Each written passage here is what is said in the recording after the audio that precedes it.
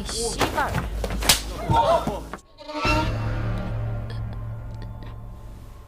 갖다 버리세요. 아우, 깜장 속옷 입었나? 거기 진짜. 씨. 와, 빡! 내 와이프야. 여보! 술 한잔 따라봐.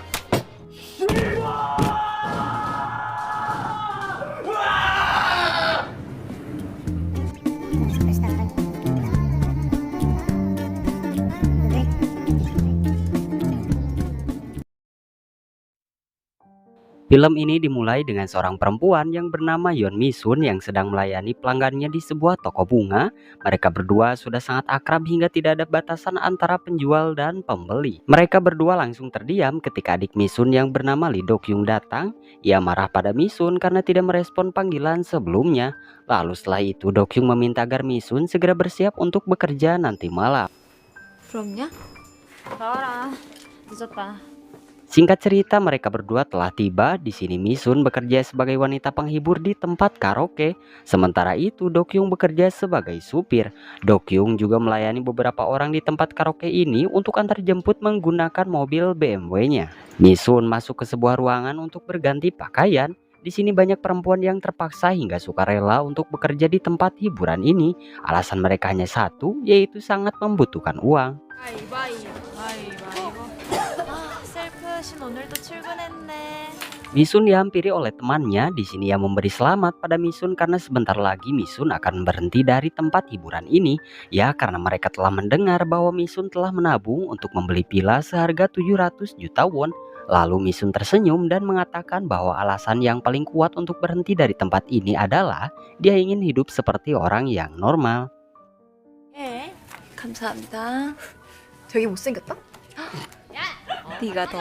Setelah itu mereka membahas tentang penggantian bos di tempat karaoke ini. Sojin mengatakan bahwa bos baru mereka adalah orang yang sangat kaya dan dia bernama Toguk. Namun di balik kekayaannya itu, Toguk juga dikenal sebagai orang yang sangat kejam. Lalu Sojin menambahkan bahwa Toguk hari ini akan mengadakan pertemuan dengan seorang pelatih basket untuk membahas sebuah taruhan yang besar. Dan karena itulah mereka semua harus benar-benar menuruti apa yang diperintahkan Toguk.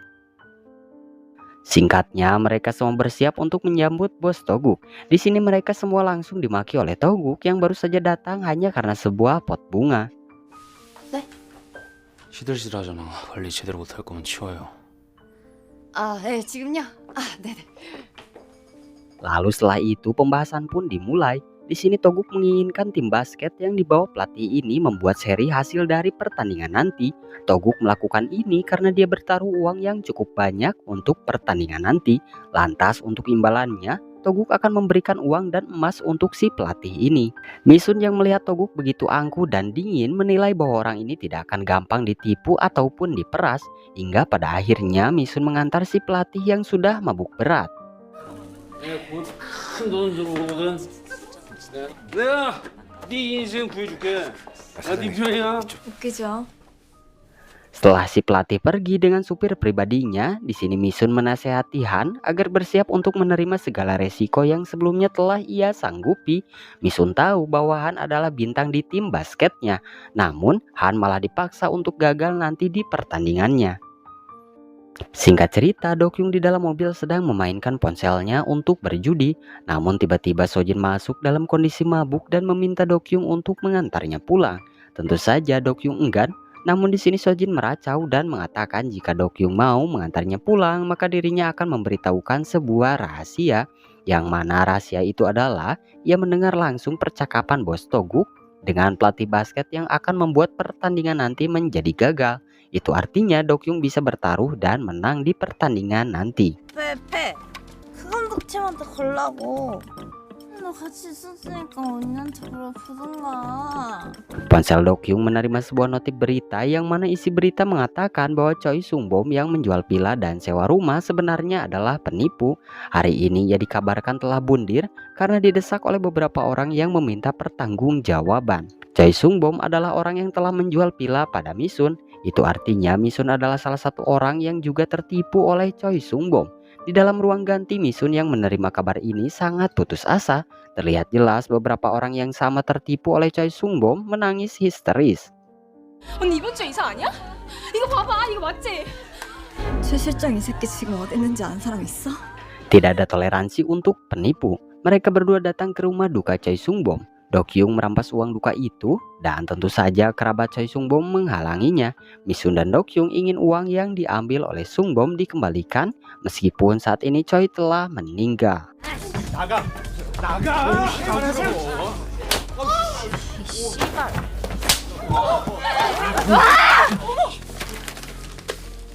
Pulangnya dari rumah duka, Dokyung menguatkan Misun agar bersabar. Mereka semua akan mendapatkan uang yang banyak untuk nanti membeli villa atau untuk menyewa rumah. Lalu setelah itu Dokyung bertanya, apakah benar seorang pelatih basket dipaksa untuk timnya kalah? Dan Misun mengiyakan pertanyaan ini. Esok harinya ponsel Misun mendapatkan pesan M-Banking yang mana notif itu memperlihatkan bahwa ada penarikan uang dari rekeningnya dengan jumlah yang banyak. Tentu saja Misun kesal karena ia tahu bahwa pasti Dokyung yang menarik uang itu. Dan sekembalinya di mes, di sini Misun marah dan bertanya kenapa Dokyung menarik semua uang dari rekeningnya. Dokyung langsung menenangkan Misun. Di sini ia mengatakan bahwa ia menarik uang itu untuk dipertaruhkan di pertandingan basket hari ini. Tentu saja Misun yang tahu uangnya dipakai untuk judi sangat marah. Namun Dokyung kembali menenangkan Misun bahwa kali ini mereka akan menang banyak. Ya karena kan sebelumnya itu Bos Toguk telah meminta si pelatih gagal dalam pertandingan kali ini. Dokyung memperlihatkan ponselnya untuk menonton pertandingan basket. Mereka berdua sangat amat berharap tim Han kalah.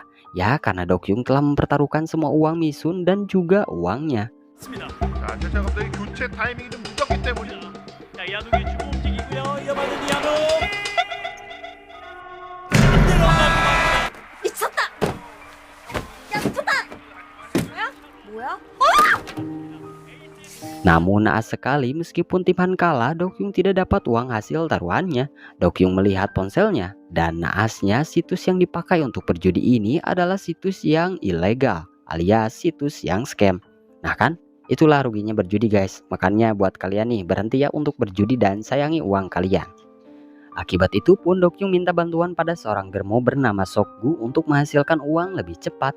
Di balik telepon germo itu menawarkan pekerjaan pada Dokyung untuk mengantarkan paket narkoba jika ingin bayaran yang lumayan.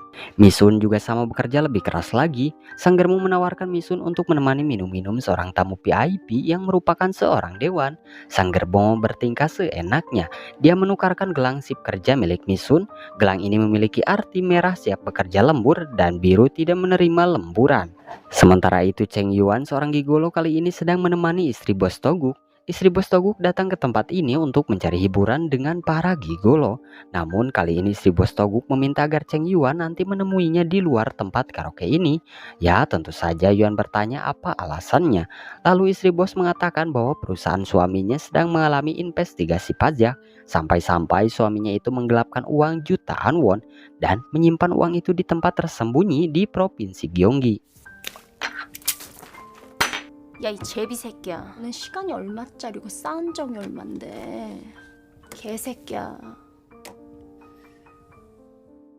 Lalu singkat cerita, ketika Yuan selesai melayani istri Bos Toguk, di sini Sokgu menghampiri mereka berdua dan memberikan narkoba.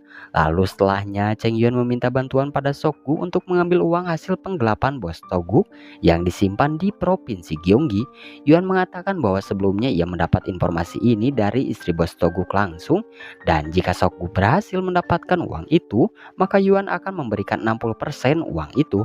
Dan tanpa mereka sadari, sedari tadi Dokyung mengupingnya. 오케이. 연락할게요. Sesudah itu Dokyung menemui Sokgu untuk mengambil paket narkoba yang harus dia antarkan. Di sini Sokgu mengejek Dokyung yang pada akhirnya mau mengambil pekerjaan ini.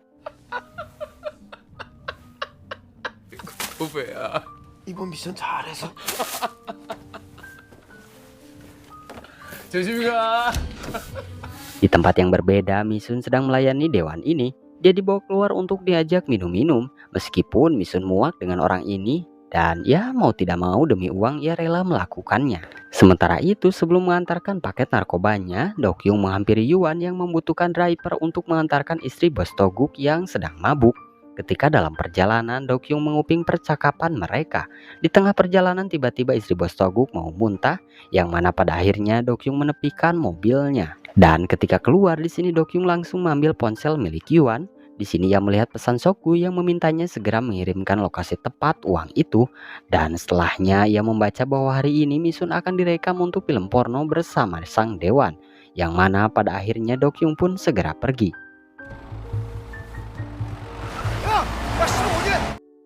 Ternyata benar kali ini Misun sudah mabuk parah akibat terus dicekoki minuman oleh sang dewan ini. Misun mencoba memberontak, namun dewan ini terus-terusan memaksa agar Misun masuk ke dalam mobil. Namun tetapi 씨발. 상한가 칠 때 불장 들어와!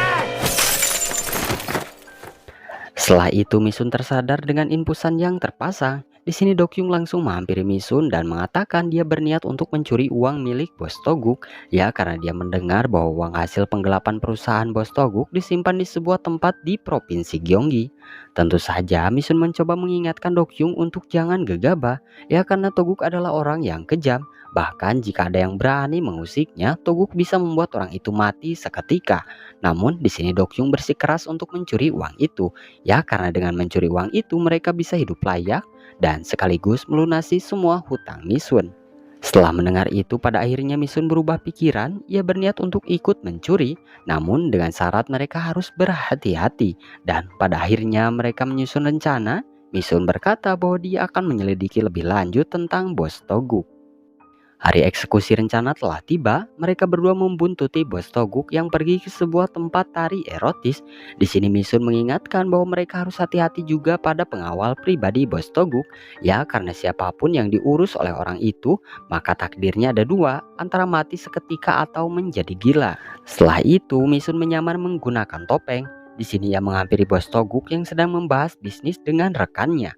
Ketika Misun akan menuangkan minuman, di sini Toguk langsung menghentikannya, ya karena Bos Toguk tidak percaya siapapun dan takut diracun. Dan temannya ini mengingatkan agar Bos Toguk jangan memperlakukan wanita seperti itu. 여러분 씨발 존나 좋은데 씨발 만져줘 만져 씨발 아이 네가 술 사 이씨 미치게 만든 거 떠진 것도 있고 그 Rekan Toguk ini mengoceh terus-terusan sampai-sampai ia keceplosan tentang tanah yang akan dijadikan pemakaman pribadi di Gyeonggi yang dibeli oleh Toguk. Tentu saja Toguk yang mendengar itu menghentikan ocehan rekannya ini. Lantas karena takut, pada akhirnya rekannya ini memilih untuk pergi berpesta saja.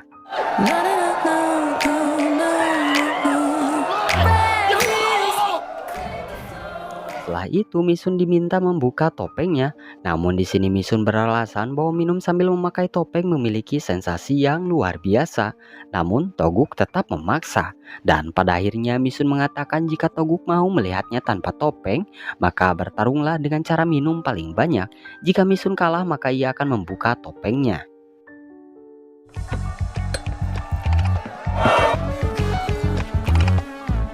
내가 토사장 맡게. 아니면 내가 움직일 거야. Di tengah duel minum itu, asisten Toguk datang dan mengatakan bahwa di bawah ada kekacauan. Mobil Toguk ditabrak oleh seseorang. Dan ketika ia turun, ternyata orang yang menabrak itu adalah Dokyung. Di sini ia menabrakkan mobilnya dengan sengaja dengan tujuan mengulur waktu agar Misun bisa melancarkan aksinya untuk menyadap HP Bos Toguk.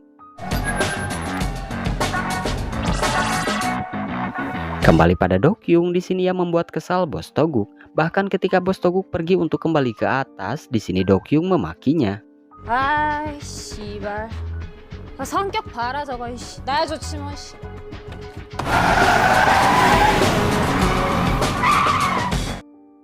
Singkat cerita, Sokgu bersiap untuk mencuri uang di Gyeonggi. Ponselnya berdering. Ternyata itu adalah Yuan yang memberitahukan lokasi persis tempat uang itu disimpan. Tempat itu di sebuah lahan yang akan dijadikan pemakaman pribadi di Gyeonggi. 이 형 사업 잘하네. Sementara di sisi lain, yang paling pertama menemukan tempat ini adalah Misun dan Dokyung. Ya karena sebelumnya Misun telah mendengarkan bisnis Toguk membahas ini, ditambah ia berhasil menyadap ponsel milik Bos Toguk. Setelahnya mereka pun menggali setiap tanah yang dicurigai. 어디가? 야, 여기가 확실하네. Pada akhirnya setelah beberapa jam menggali, mereka berdua pun menemukan uang itu. Mereka berdua sangat bahagia sekali. Dan ketika mereka akan pergi, Dokyung menancapkan skopnya. Akan tetapi skop itu menghantam sebuah papan kayu, yang mana ketika dilihat ternyata itu adalah emas batangan. Mereka berdua pun pulang dengan gembira. Mereka mendapatkan uang jutaan won dan juga emas batangan. Namun kebahagiaan mereka harus berubah menjadi kepanikan, ya karena mereka berpapasan dengan Sokgu yang akan pergi ke lokasi uang tadi. Tentu saja Sokgu yang menyadari uangnya pasti hilang langsung mengejar mobil Dokyung dan Misun.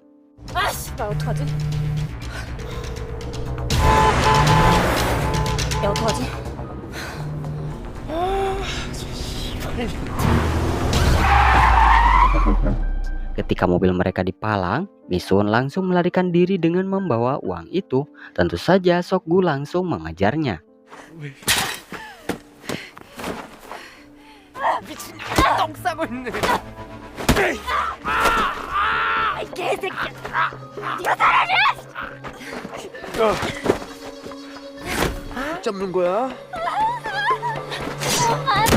Pada akhirnya mereka berdua terpojok. Sokgu mengambil skop untuk menghancurkan lengan Lee Dokyung. Sokgu yang mendapatkan tas itu langsung melihat uang yang ada di dalamnya. Ia pun senang dan memperingatkan agar Misun dan Dokyung jangan lagi berurusan dengannya. Sebelum Sokgu pergi, di sini ia mengintip isi mobil apakah ada uang yang tertinggal atau tidak.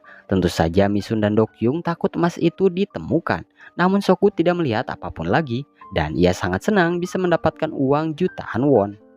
야, 이 거지 같은 년들아! 부자 되세요!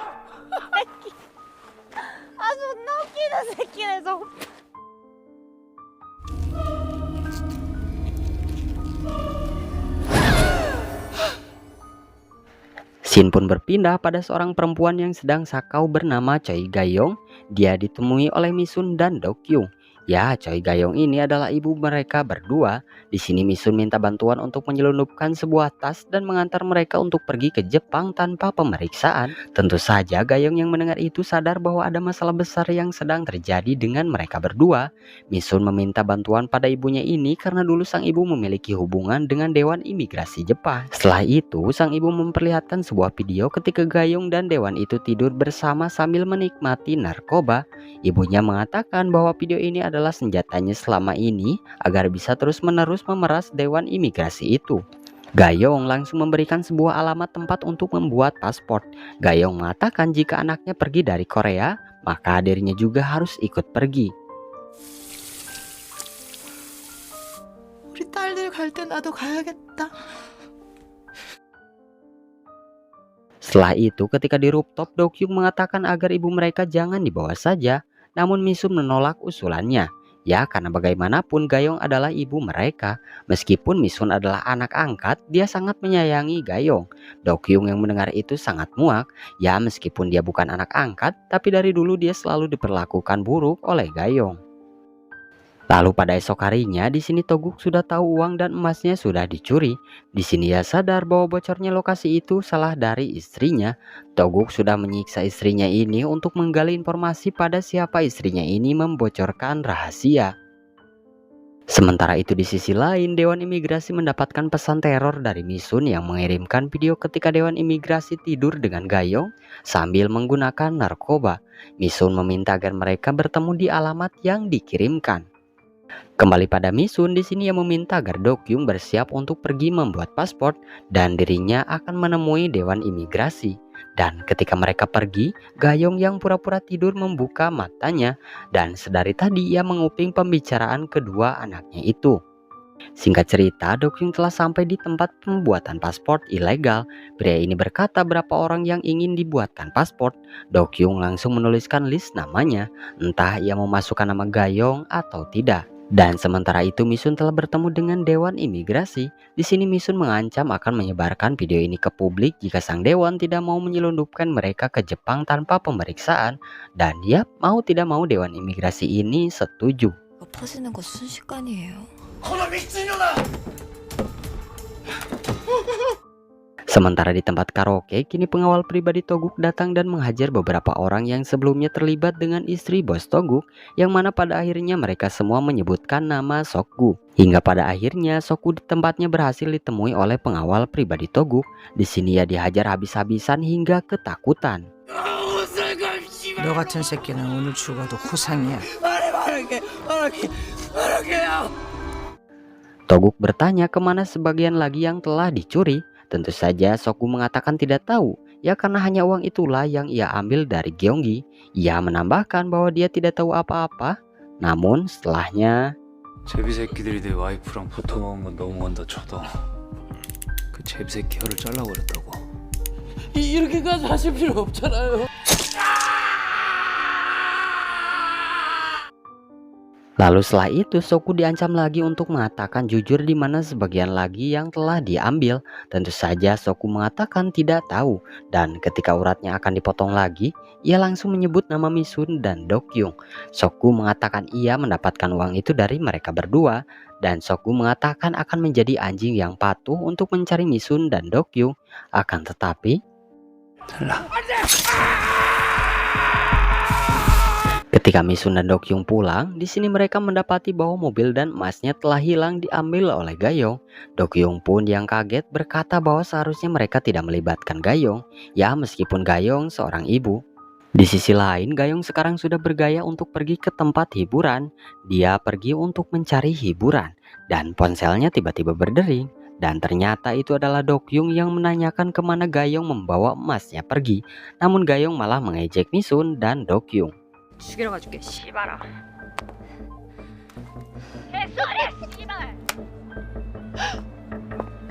Setelah panggilan ditutup, Dokyung meminta agar Misun jangan khawatir, ya karena dia tahu kemana Gayong pergi saat ini.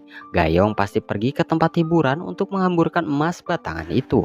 Pria muda dijejerkan, Gayong meminta agar mereka semua melayani Gayong semaksimal mungkin. Sebagai imbalannya, mereka semua akan mendapatkan emas batangan. Tentu saja para pria muda ini sangat senang. Namun tanpa Gayong sadari, keberadaannya diketahui oleh Sokgu, yang kini mendapatkan pesan bahwa ada seorang perempuan yang datang sembari membawa emas batangan. Dan dia pun langsung bergegas pergi bersama pengawal pribadi Toguk.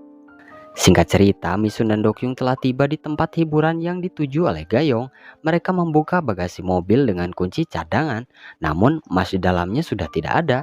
Dan tak lama berselang, pengawal pribadi Toguk datang dengan Sokgu yang sudah pincang.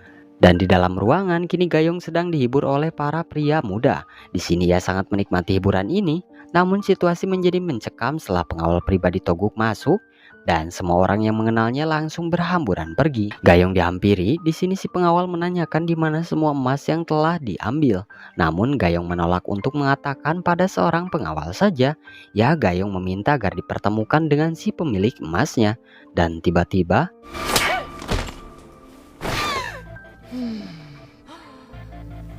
내가 개새끼한테 무슨 말을?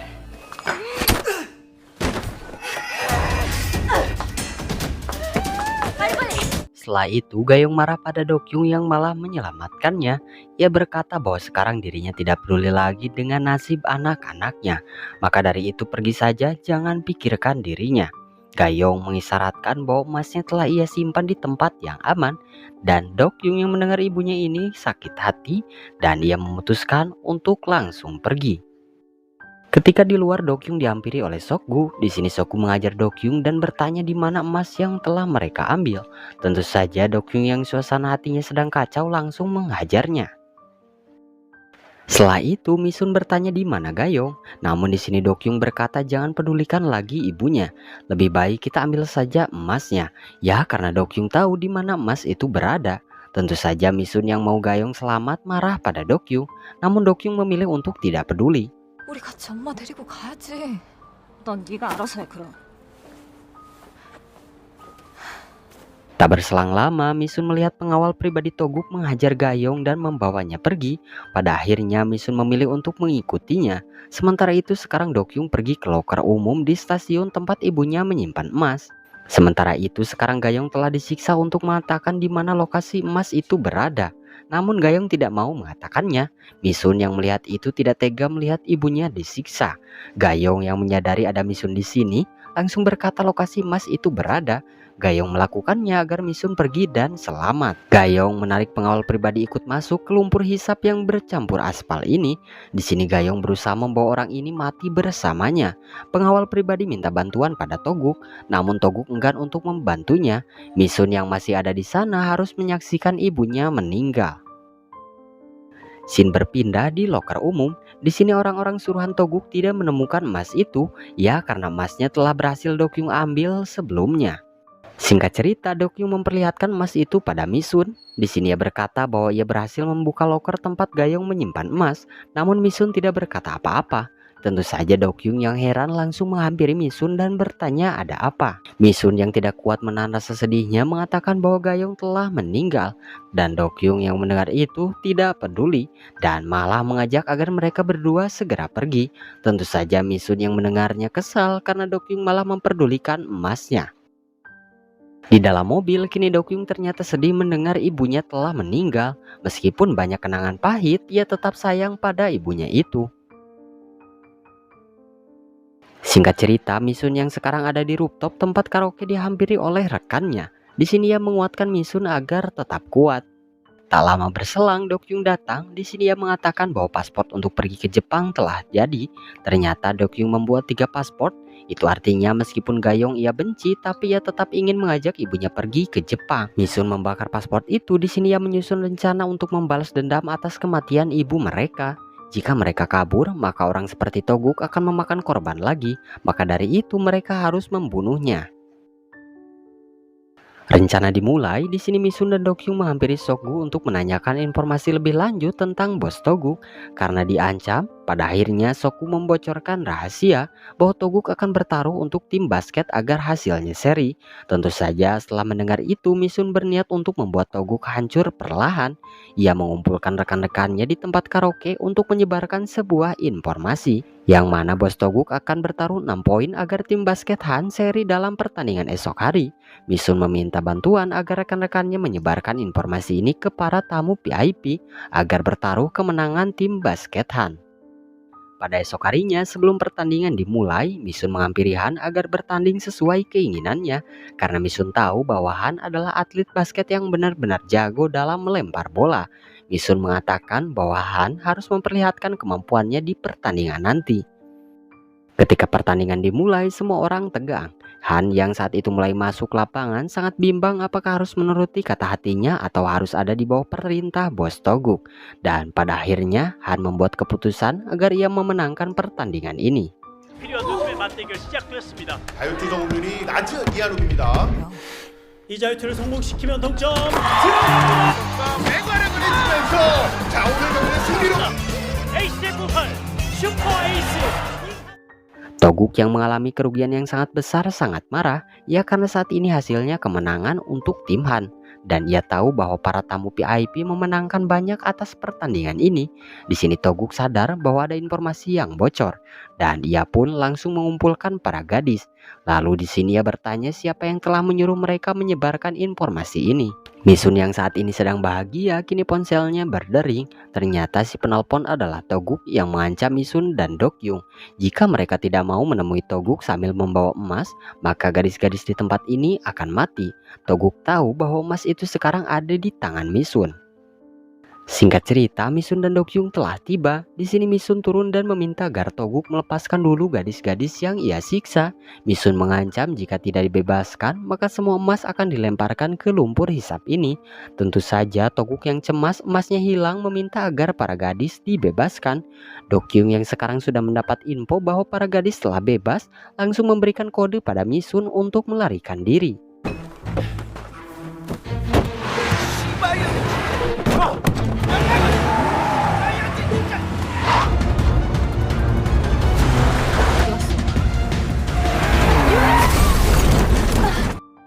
Sayang sekali Misun dan Dokyung harus terpojok. Di sini Toguk langsung menarik Dokyung dan menghajarnya.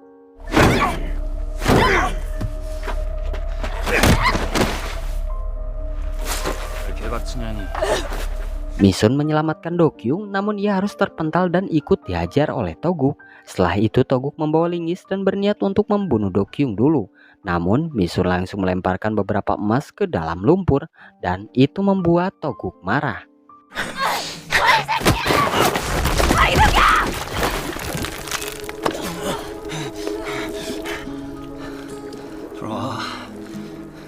Pada akhirnya Toguk masuk ke dalam lumpur hisap itu. Di sini Misun dan Dokyung sangat puas karena orang biadab seperti Toguk akan mati sekarang. Misun memotretnya dan pergi meninggalkan Toguk yang akan mati perlahan. Setelah itu Soku mendapat kabar bahwa sekarang Toguk telah mati tertelan lumpur hisap bersama emasnya. Di sini Soku sangat senang dan berencana mencari uang sebelumnya yang bernilai jutaan won itu. Kembali pada Misun dan Dokyung, mereka berdua sangat senang bisa selamat dari kematian. Lalu Misun berkata agar mereka membuka lembaran baru saja di Korea tanpa harus ke Jepang. Dokyung yang baru teringat bahwa mereka tidak punya uang sedikit pun menggerutu pada Misun. Namun Misun berkata uang masih bisa dicari dan yang mereka butuhkan sekarang hanya kebahagiaan. Dan tanpa mereka sadari, di toko bunga milik Misun tersimpan beberapa emas. Kemungkinan besar emas itu disimpan oleh Gayong, ya karena orang terakhir yang mengambil emas itu adalah Gayong. Lalu setelahnya film pun berakhir. Nah itu dia untuk alur cerita film yang berjudul Project J. Film ini sangat terlihat badass karena untuk pemeran utamanya Han So-hee sebagai Misun dan Dokyung yang diperankan Jo Jong-so. Untuk film ini gak ngebosenin meskipun durasinya 1 jam lebih atau 2 jam kurang gengs. Nah semoga kalian suka ya dengan alur cerita film ini. Mohon maaf jika ada kesalahan penyebutan nama karakter atau pengeditan yang kurang pas di mata kalian semua. Saya sebagai Presdir Filmin Pio mengucapkan selamat bulan suci Ramadan ya untuk yang menjalani. Dan yaps, jangan lupa bantu subscribe ya gengs. Dan ya mohon maaf sekali lagi karena saya jarang upload di channel YouTube ini. Terima kasih udah nonton, jangan lupa subscribe.